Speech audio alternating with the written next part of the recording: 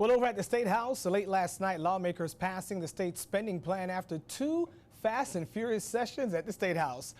But how state leaders spend your money still isn't a done deal just yet. Our Mike White talked to House lawmakers today, now that the dust has settled after those marathon sessions. Mike, what do you know?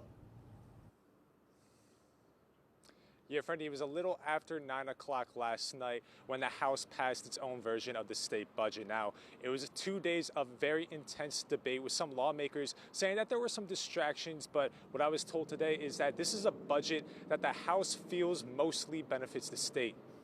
We were able to finish this budget, quite frankly, in record time. We finished the state budget. We passed two tax bills.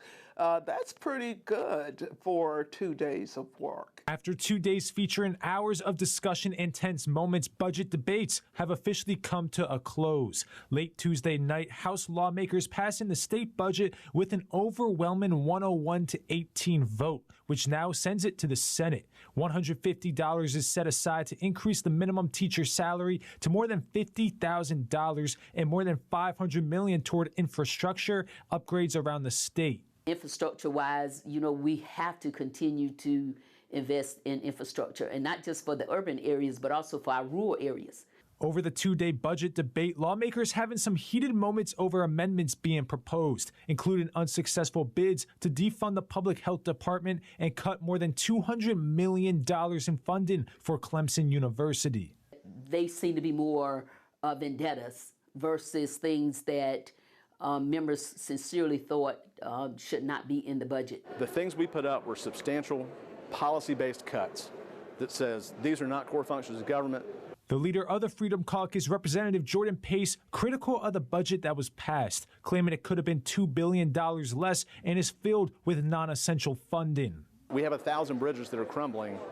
Let's put more money into that instead of the climate change stuff and all this superfluous, non-essential things. The budget includes $300 million in tax relief and drops the state income tax from 6% to 5.21%. It also then lowers it every year going forward as the budget continues to grow with our population growth, our economic growth, and all the people who are moving here.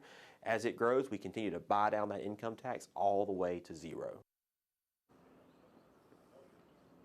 Now the budget will move on to the Senate, which has its own list of funding priorities. The Senate Financial Committee is set to review this budget the week of April 7th, and then the full Senate will debate the budget the week of April 21st.